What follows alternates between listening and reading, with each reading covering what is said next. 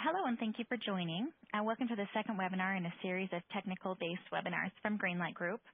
Today we'll be talking about universal discovery and the benefits it can provide for you. My name is Melissa Griffith, and I am the Service and Support Director here at Greenlight Group.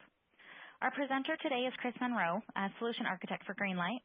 He joined us in 2005 and started working with the Legacy Overview products, Operations Manager and Network Node Manager. Throughout his years, his expertise has grown to include other monitoring, discover, and automation solutions such as OVIS, SiteScope, BSM, operations orchestrations, and UCMDB. Here's an agenda of what we're going to cover in this webinar. As you can see at the top of your screen, there's an Ask the Questions button. If you have any questions, feel free to click that button and we will answer them throughout this webinar. This is HP's IT Performance Suite. It's the industry's first systematic approach to digitizing the sensing, measurement, and instrumentation of the entire IT-controlled landscape in a consolidated view. Customers often choose HP's portfolio to maximize IT's performance and get the flexibility, agility, and cost reductions they need to thrive in a new world of hybrid service delivery. Today's demo, we're focusing on universal discovery, which falls under IT operations, service, and portfolio management pillar. Here's a deeper dive into the pillar.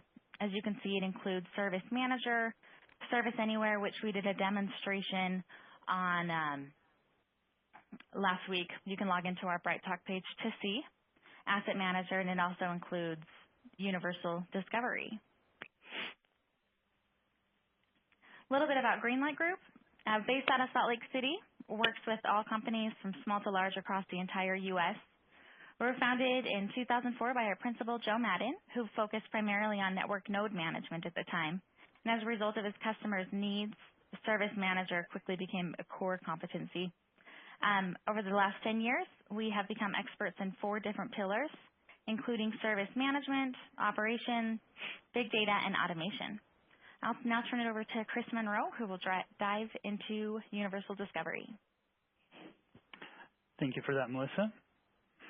So what is universal discovery? We'll get to that in just a moment. What I wanted to start out with before we get into that is some of the current projects that I'm working on with universal discovery. An example we have here is a migration project we've got going on right now from existing universal configuration management database, UCMDB, version 905, and HP's DDMI product, an inventory tool, version 9.30.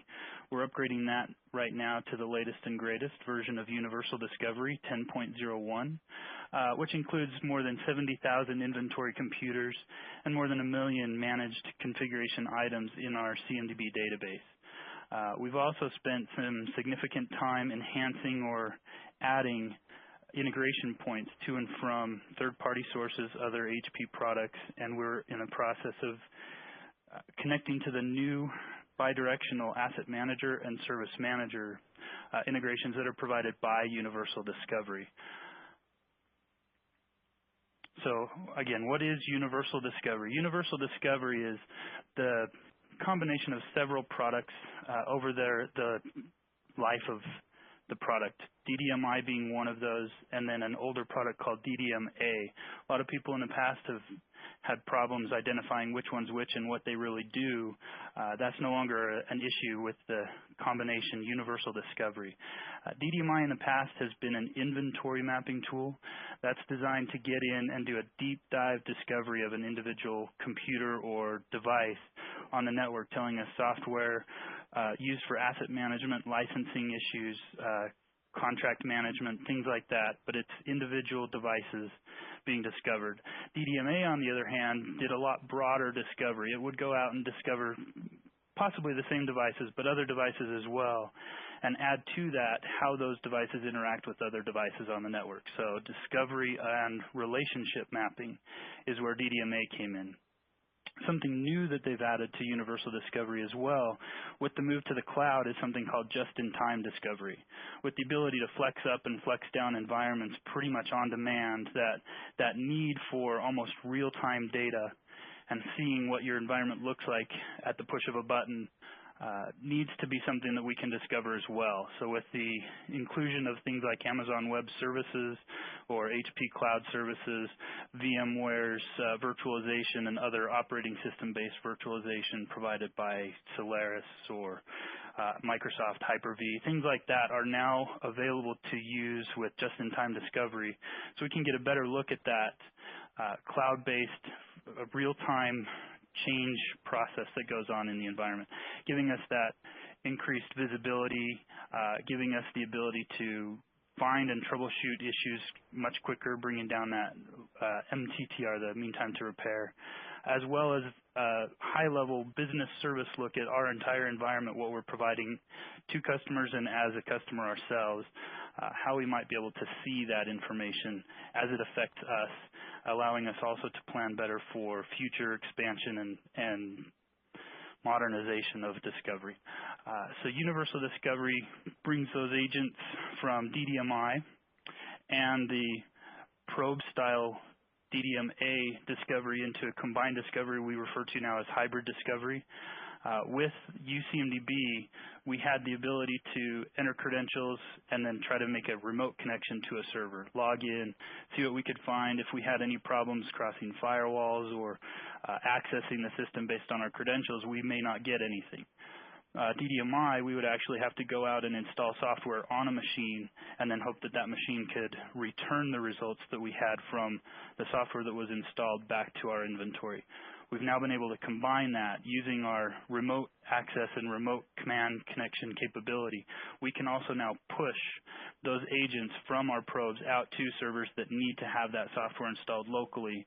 If that's not a problem, we can, or if that is a problem, we can also continue to use the agentless style discovery, where with a simple connection and a username and password, we can get in and perform the same style scans.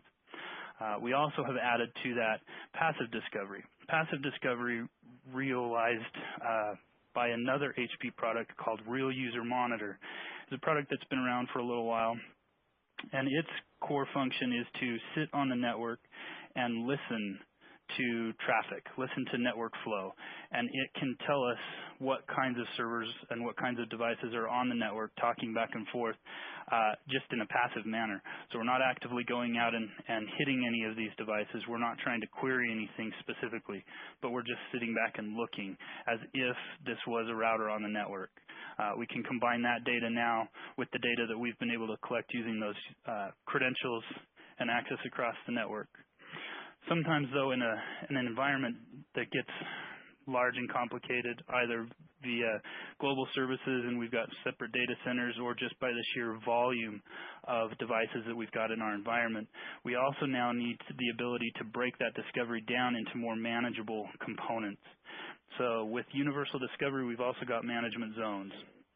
Management zones allow us to break down the tasks involved in performing discovery on a subnet basis or an IP range basis, location, a region basis, allowing us better control over what gets discovered when and how much it's going to affect our network, how deep we're going to go, and then we can have things like high priority environments that go very deep, as well as endpoint connecting devices. We just need to know they're there. We may not need to go as deep with discovery. So we have control over what that looks like. We also have done a lot with modeling. Now, this is a process that Greenlight has been building up over several years. I've been point on doing this, and some things that you've noticed with modeling in the past is it's been a very static process. If we look at this slide here from left to right, this kind of gives us a progression of modeling over time and as it evolves into what it should be. Far to the left, we simply have a business application that someone has defined saying we need to map this application. And the only thing we know about that is a list of servers that are involved. So we can tie servers individually to their application. It does give us visibility. It's definitely not a bad thing, but it does require manually maintaining that list. If we don't have a server on that list, it's because somebody didn't tell us it was there.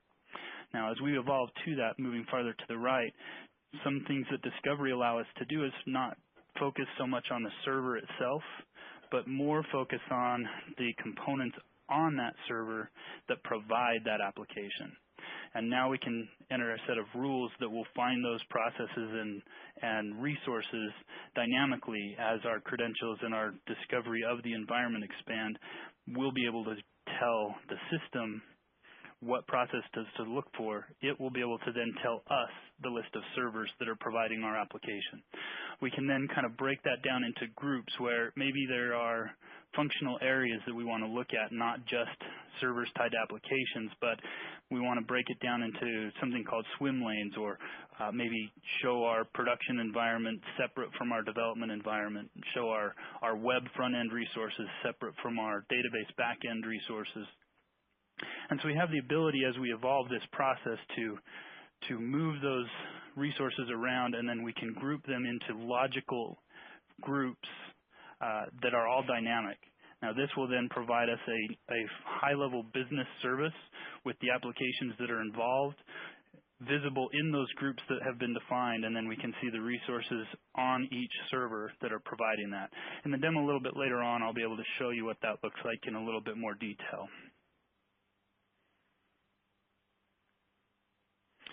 So these are the different kinds of modeling options that we have in Universal Discovery.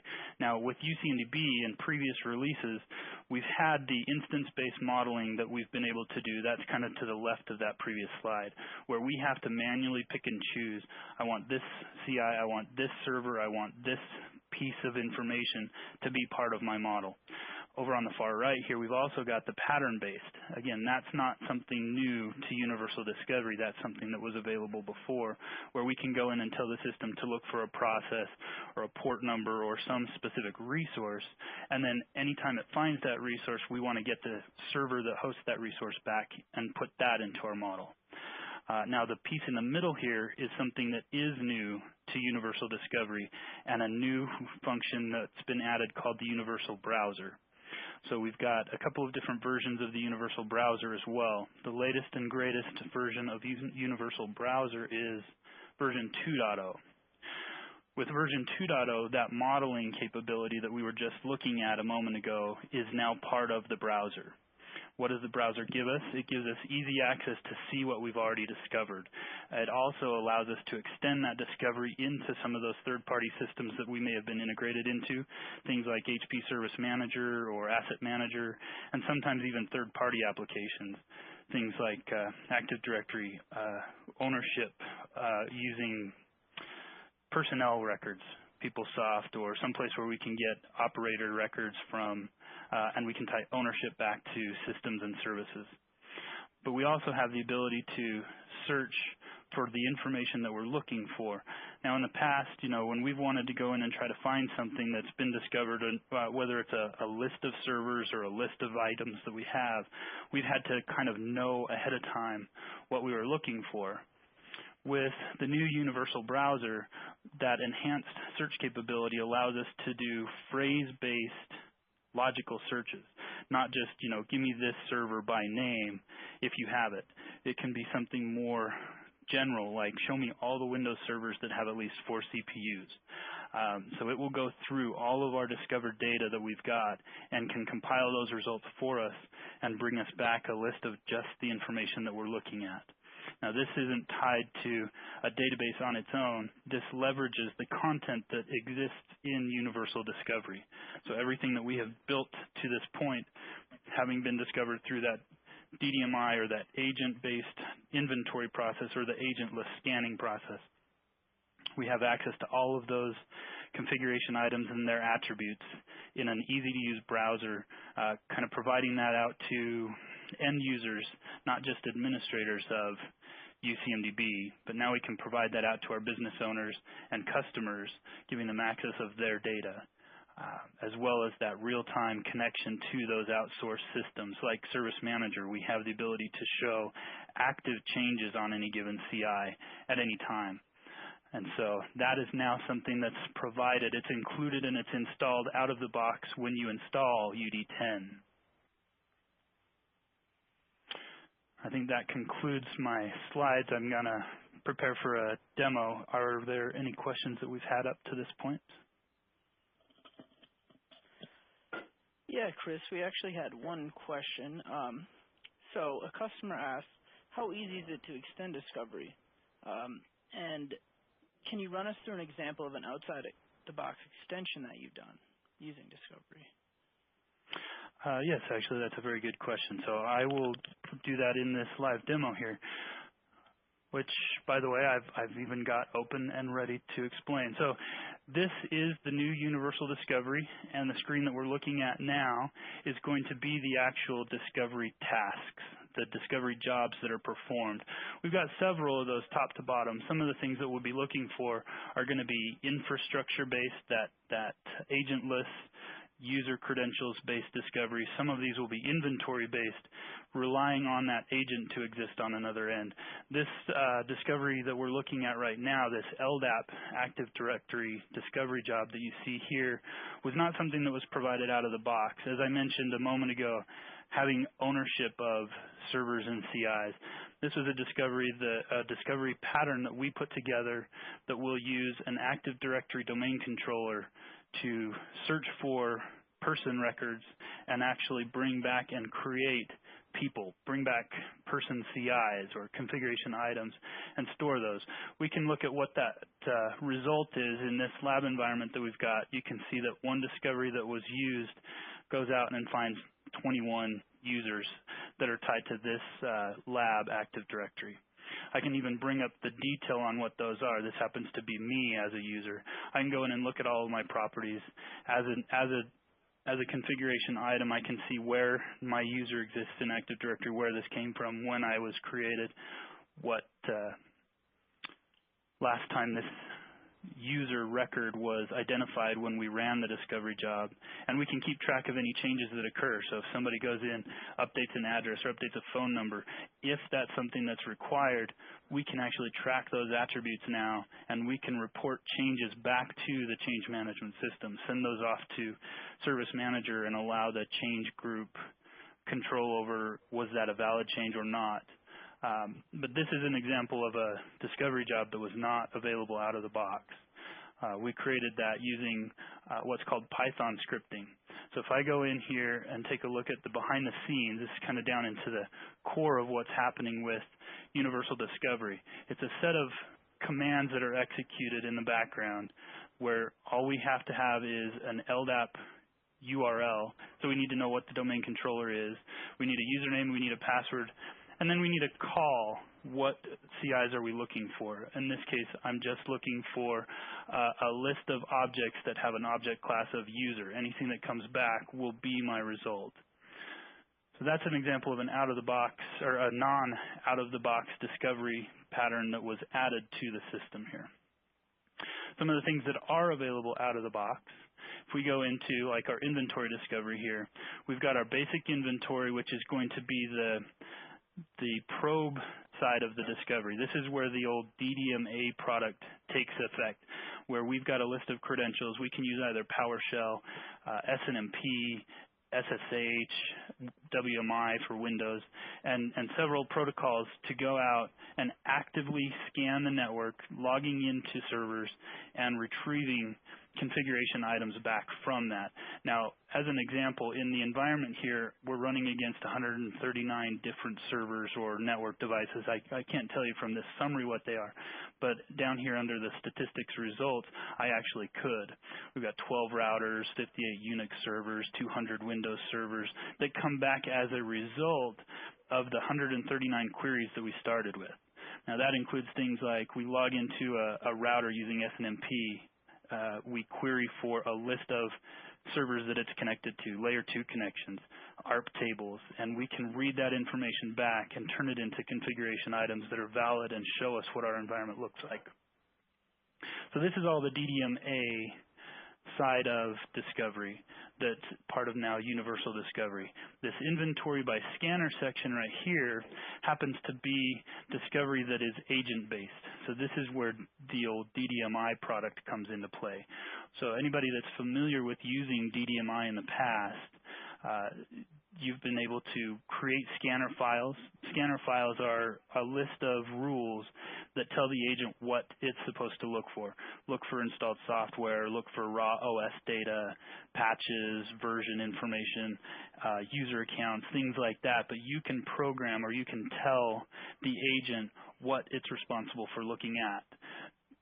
Consolidate that into what's called a scanner file, and then we can push out that scanner file. Again, that requires that a piece of software is installed on a remote machine, that software is running as a service, and then we can talk to that agent sitting on that machine and ask for its results. If we don't have direct access, we've got this manual scan option as well. That manual scan option is the same basic technology where somebody has gone out and installed that agent and has provided that scan configuration, tell the agent what to do, but maybe it's out in a DMZ network, maybe it's out in a high security zone that nobody's going to allow us the ability to talk to from our servers inside the network. We have the ability now to copy those files, if manually, to a central location, and then we can read those files post-discovery so that we still get all that configuration information. That is a little bit more of a manual process, but that does give us that visibility even into those separated networks, something that we wouldn't normally have access to. We then also have this call home processing, which, like DDMI, is the capability of maybe only a one-way rule in a firewall. The servers can talk to us, but we can't talk to them. And so somebody would have to go out and still get the agent software installed on a machine. Once it's up and running and configured, it runs as a service, and it can report its findings automatically back to us. That is also something that's available. So the idea behind discovery is, it's not a one-size-fits-all. There's not just one way that is going to work everywhere. So we try to provide every possibility so that the ones that will work for your specific environment are there for you. But we do have the ability to add new discovery patterns and capabilities if there's something that's not quite covered in the out-of-the-box process. So kind of as a high level there of DDMI, DDMA, the combination now called Universal Discovery, these are the ways that we can get inventory into our configuration management database. This is a small lab environment, but I can show you kind of a high-level view of how many objects we've got. This one's only got about 20,000 objects total, so not a very high volume. The basic installation of Universal Discovery is capable of in the range of 40 million CIs on a single server with multiple probes going out and doing that discovery. So the volume is very, very flexible. We can also extend that to multiple CMDB servers if we need to extend that even beyond 40 million CIs. But the database is capable of managing, maintaining, and keeping history on most, if not all, of the attributes that are collected there. It breaks down into different areas. We've got logical elements like our business section.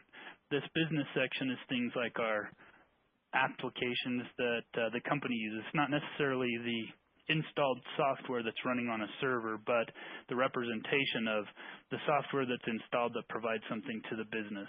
That then gets down into like parties here. This is what that additional non-out-of-the-box discovery job was able to populate here. So you can see I've got person records.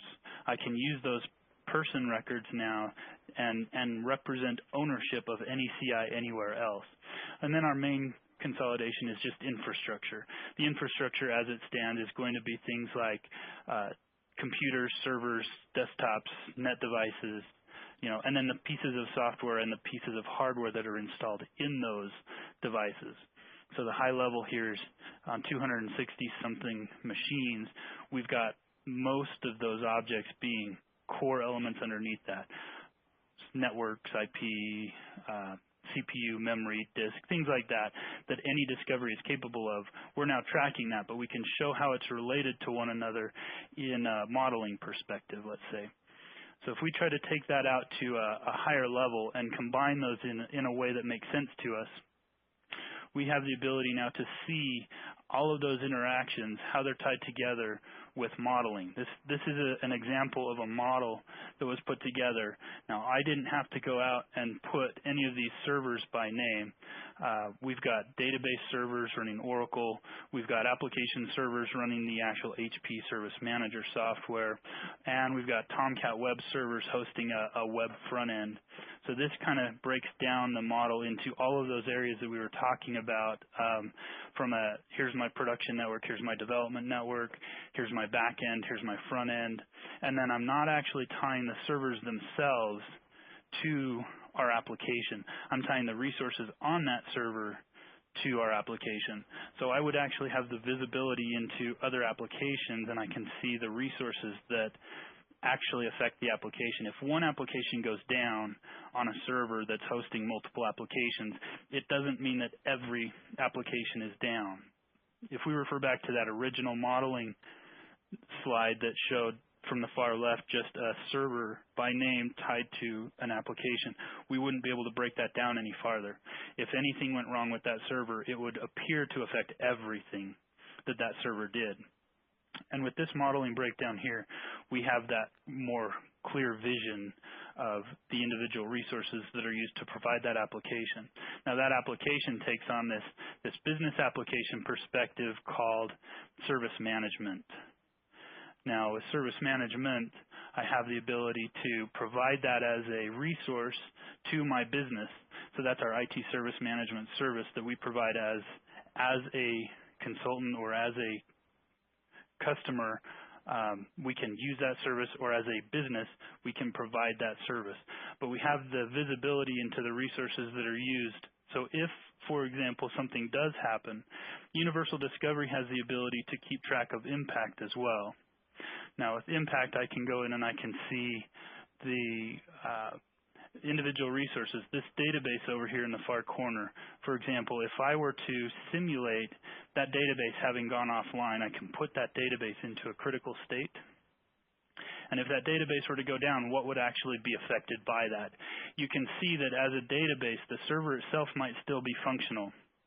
So the server might be in a degraded state, but since that database is providing the back end for our service management service, we can see all the way through the chain that if the database isn't there, our IT service management service that we provide as a business to a customer is going to be unavailable. Anywhere along the way, we can break that down. We can also see if the whole server goes down, for example. Let's take down one of our production application servers, the server itself, not the resource under the server. We're going to take that one down and show its impact. And you can see that it's going to only somewhat impact our ability to perform the service. So we've got failover servers, we've got other servers providing the same resource. So now it's not a critical operation. It is still impacting, and we have that visibility right within the Universal CMDB. This is all back-end admin view of the environment. This hasn't been the browser-based front end, but I can show you now in the browser. If we switch over to that browser, I can show you what that looks like. This is the new Universal Browser version 2.0 that is included with Universal Discovery version 10. And I can go and I can search for some of those same configuration items, or what I'm actually going to do when this search loads is run that native, show me all the Windows servers with 4 CPUs, and we'll be able to see what that actually looks like. While this is loading here for a moment, have we received any questions in the back?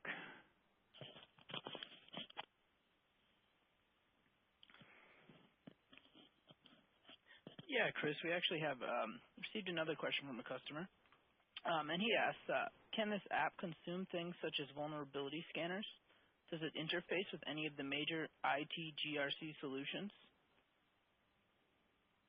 And in addition, he asks, does it have connectors to identify and access management databases for server credentials?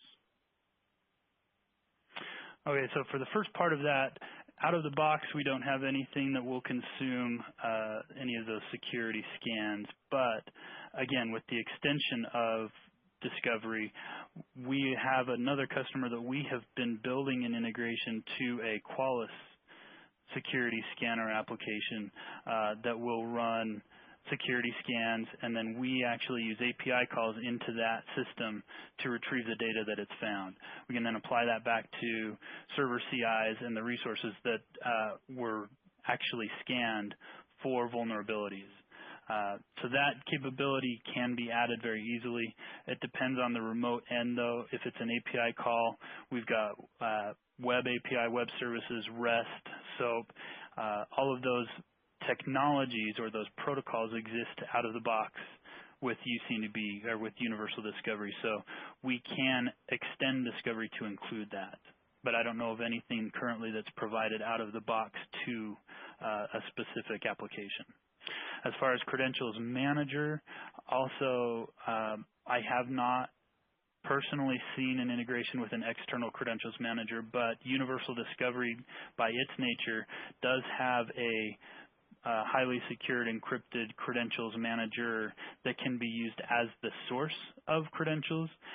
With Universal Discovery version 10, the idea behind that credential store is that it will be the one to federate credentials out to other applications.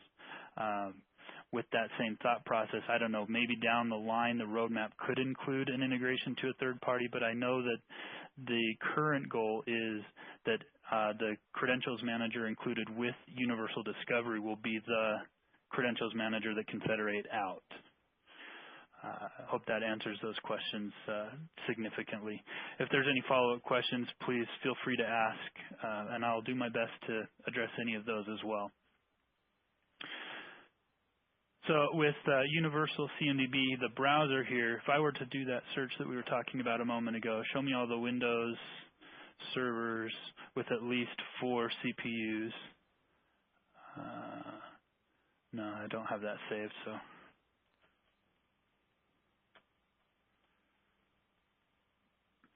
So this will go through those 20,000 or so CIs, and it will do the consolidation of servers with their configuration. It will only bring back Windows, and it will only bring back servers that have at least 4 CPUs on them. So if we wanted to go down, you can see here a high level, these are the Windows servers themselves. If we wanted to see what they look like, how they're connected, what they're doing in the environment as we continue on with Discovery, let's just pick one, for example, here, a Windows server running Server 2008 R2. We can see now history of changes that have happened for Discovery, the life cycle of the actual server. As we just picked it up a couple of days ago, maybe adding this to a new Discovery range, you can see there's a significant number of changes over the last week or so that have been added to the system. We can also see that impact that I was talking about. Now, when I was running that scenario on the back end, looking kind of from the administrator console view, we could only impact, or we can only simulate impact with a single starting point. But this view goes the other way around and shows you every configuration item, not just server, but application, service, process, and business or logical layer that we have in a map. This shows you all of those and the impact that it would have. So this is only one server in a multi-domain controller Active Directory environment. So you can see none of these will be a critical impact, but if this server were to go down, the overall services themselves will be somewhat impacted. And we can see that view here quickly and easily. But the impact from this one going out, because it's in a high availability state, is only going to be a minor or a medium level of impact. Different configuration items are going to have different impact. But we can also drill down from here as well. So the fact that it's running an IIS web server, if I wanted to see maybe what that's hosting, I can now drill into that configuration item. I'm no longer looking at a server. I'm looking at the web server that's running on that host. And again, we can see what it's talking to, what it's touching, what touches it. We can get in and actually access the details of that web server down to the configuration document that's used to drive that web service or that website. We can also go back. This breadcrumb trail lets us interactively switch around. So ease of use and navigation of this tool is highly intuitive, and you you can actually run through this top to bottom pretty much with no previous training or previous experience. Now, as you can see here, that stakeholder I was talking about, that's where we can tie records of owners to servers. Maybe we want to be able to present that in our model later on, but as that Active Directory discovery job that we were talking about was not an out-of-the-box discovery job, we now need to go and add that ownership. I haven't taken this environment to the step of automating the connection between servers and owners, but I now have the data individually. So from the browser here, whether I'm an admin or whether I'm the server owner directly, and I'm coming in here looking at my own server, I have the ability to go in and edit that server, and I can edit the details of that server. So you can see here we've got our server back. We aren't looking at that website anymore. I can go into the details of the server itself. This gives me a list of all of those attributes. But net new here in the browser is the ability to edit those attributes right from this website. So if I had an owner, I can provide an owner. This will bring us a list of those person CIs that we created through that discovery job now. So I'm not manually creating data. I'm just tying already discovered pieces of data together. But if I, as a person, were to take ownership of this server and update that, I could then go back, and if I looked at that high-level overview, I would now see myself as a stakeholder of that server or of that business, of that application. So the changes are real-time, and those changes now become visible in our models, in our maps, and in providing this data out to third-party sources. That job that I described at the beginning that we're working on right now, an upgrade to Universal Discovery 10 from 905 and DDMI, is a third-party integration source that they're leveraging very heavily as a full instance of business objects, information management at an enterprise level, where they report out of that system. We then provide them the data that we've discovered, consolidated, enhanced, enriched, and modeled as information for their reports. So we can then provide all of this information out to the system. Now, notice because I added a stakeholder, though, we now have a new CI that could be critically impacted because I'm only owner of one object. If I have that person disappear or go deactivated, or delete that server or delete that person from the system, that's going to impact that stakeholder critically because there's only the one stakeholder. So now we can see that critical impact. All of this being real-time visibility into the data and now manipulatable from the UCNUV browser. The other thing I wanted to show with the browser here is the ability to extend our modeling. So again, that's CIs and data, servers, properties, attributes, and things like that. But with the new version of the browser, we also have the ability to model. This is based on the very same process that we here at Greenlight have already been following now for several years.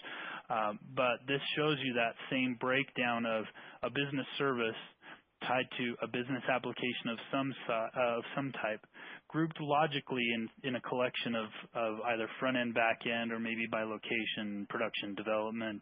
But it's logically grouped together. And then if we still needed to go directly to a server and we don't have any detail other than the server involved, we can do that. But as we mature that process and get down to the individual components that make up a service or an application, we can add to that, and we can add to that real time. Now, if we have an idea of what we're going for, if I click here on business application, I have the ability to choose to create a new application. So this would be moving forward, net new, an application that didn't exist and has never been discovered. We don't have any of that data in Universal Discovery yet. I can create that application right through the browser. But I can also extend a model that's already been started. So I can choose an existing application as well. And that will then filter the results here from a search down to just that particular CI type. So we just get the data that we're looking for explicitly. So we've got an application called our web front end. And if I had that IIS web server running on that Windows server that was missing from my model before, either because I didn't have the rules correct or because I'm just following the process of adding these as I find them. I can now come in here and I can add that application to my model. I can then tie that web front end to any configuration item or group that I may have existing already. So we just have a generic web front end here, so I can actually follow that process top to bottom. But I can either tie it to the server, again, not knowing what individual resource that server is using to provide that service, but I can at least get the server into my map and I can start showing that impact right away. I can also go into the running software layer here and I can find individual pieces of running software that already exist. Except I'm still on CI collection here for a moment. Sorry, I've got to switch my search over to running software.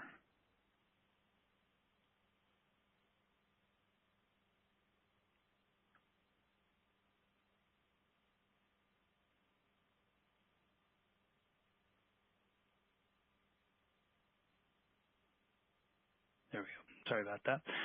So I can go in and I can tie that web front end to an existing piece of running software. The reason I wanted to take it down to that level, though, is so that you can see here, once we get down below that logical, we're into that infrastructure, into the discovery layer. I don't have the ability to just make up a piece of running software.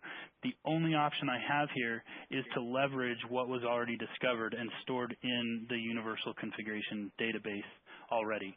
So as we go up the chain, the logical and the business layers, that we can make up if necessary. If it didn't already exist as a starting point, we can use modeling right here from the interface to get that going. But once we get down into the physical, to that infrastructure layer, we have to rely on discovery to have all of that data for us, so we can start tying those pieces together. So, but that would filter, again, the list of software down to what I have discovered. I've got several hundred CIs here, so this may not be the best approach to modeling. I may still decide I want to go back into the admin interface and add to my rules that IIS web server. The point I wanted to make here was that we have the ability now to go both ways, from an administrator on the back end, or we can now provide that as a service out to our business owners, out to our end users, so they can represent the data the way it needs to be represented for them to consume it. Do we have any questions on modeling, or have we had anything new added to the queue? Nope, you're doing great so far, Chris. We have no further questions. All right. So that covers modeling. One of the things that I wanted to do now is actually take us back into the admin UI, the back end, and show a little bit more on discovery. I had referred to management zones in the past, but we didn't really discuss that much. I came in here and I showed everybody this list of discovery jobs that had been created, most of which are out of the box. We did talk about that one that we created as an afterthought to go out and discover person records from an Active Directory source. But we also have the ability, as we expand and this becomes a large-scale discovery, multiple locations, multiple sites, geographically or otherwise, just security zones or logically broken down into network locations. We may need to turn to this zone-based discovery. Now, zone-based discovery lets us leverage the probes, the agents, everything that we've already got, but now it lets us group that discovery into subsets, and we can control and we can schedule and we can manage each of those subsets on their own. So you can see here I've got a production network already, I've got a test network already, but if I wanted to create a new zone that I don't currently have, there are several things that you can do. Again, in this lab we've only got one probe, so it would be easy for me to just say everything from all my probes, but that would kind of defeat the purpose here. So what I can do is go in and I can define a partial range. I can go across separate probes and I can say, you know what, out of everything you're discovering, this particular zone, I'm only interested in this piece of it. So maybe this is a high security zone, or maybe this is a DMZ out on the WAN or across a low speed link where we don't want discovery to occur as often or as deep on those remote sites. So we now can control that network separate from the rest of our discovery. We'll have to, of course, give this a name. We're going to call this our demo zone so that we've got information that we can leverage there. If we continue, it's going to tell us that we should kick off a discovery of the infrastructure right now. I'm going to go ahead and say no, but I can walk you through the process that this would walk us through normally. This is the DDMA side of discovery. So this is using a set of credentials, using a set of those ranges, and then those protocols, PowerShell, WMI, NTCMD, SSH. And it's going to go out and see what it can find. It's going to activate several of those discovery jobs that we saw in the other window, but it's going to do that all remote. It's not going to do anything with the DDMI side of the house. The DDMI side of the house is actually a different activity, one called inventory rather than infrastructure.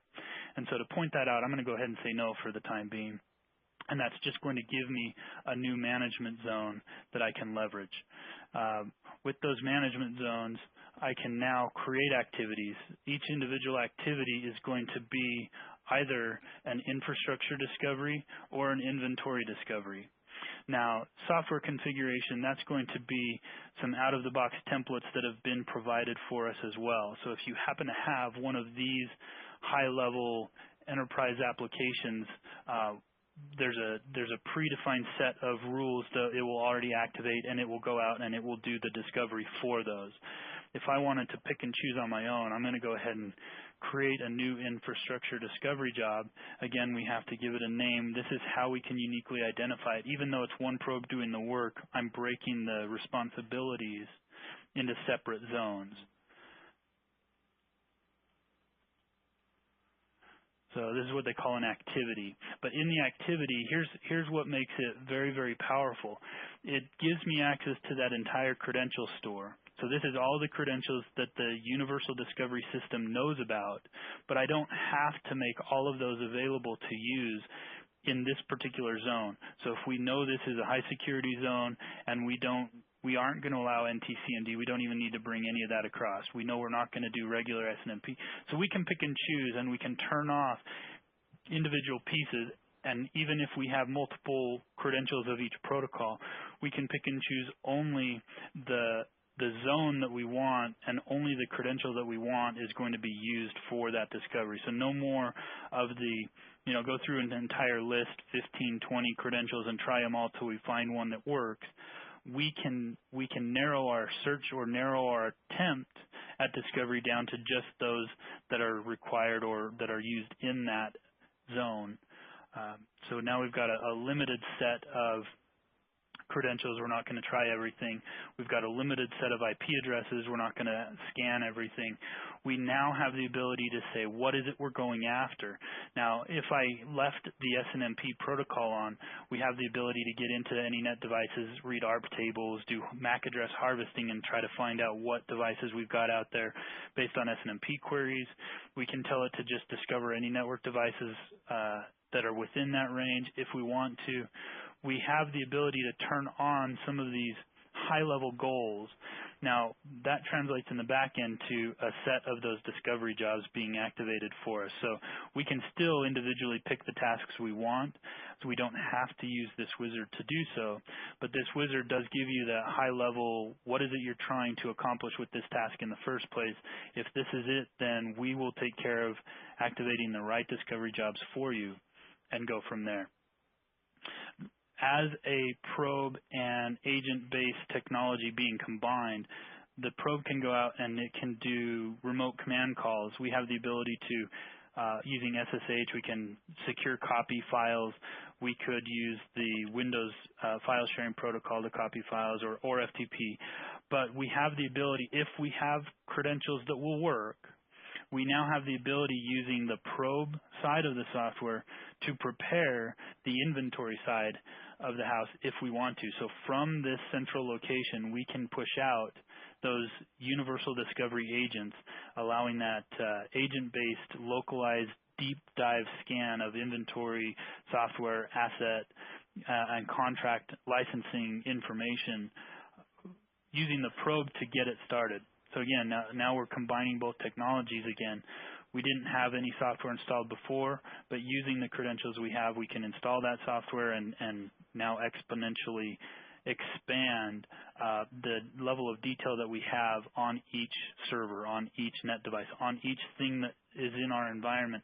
We just have that better visibility overall. But this allows us the step that is required to then go into an inventory activity. So this isn't doing inventory yet. This is just preparing the way. So if we tell it to install the inventory agent or the UD agent, we can. The other nice thing about Universal Discovery version 10 is that we can now run as non-root in Linux environments. That's net new to 10. The version 9 DDMI software, you had to run the software as root, which a lot of people did not like or wouldn't work for most security environments. That's no longer a requirement. I know we're running short on time, so I wanted to stop here and ask for questions again, and I'll just wrap it up here in the next couple of minutes if we don't have questions. So we did have a question. Customer asked, in covering the CMDB browser, it was shown how to update a single CI. Is there a way to update or predefine for a subnet the information for all the devices in the subnet, i.e. location or support person? Okay, so mass updates like that are not currently available through the browser. But as far as Universal Discovery goes, we can do that. Let me go ahead and finish this real quick, and I can show that as a process. It's going to be what's called an enhancement or an enrichment rule where we can do that.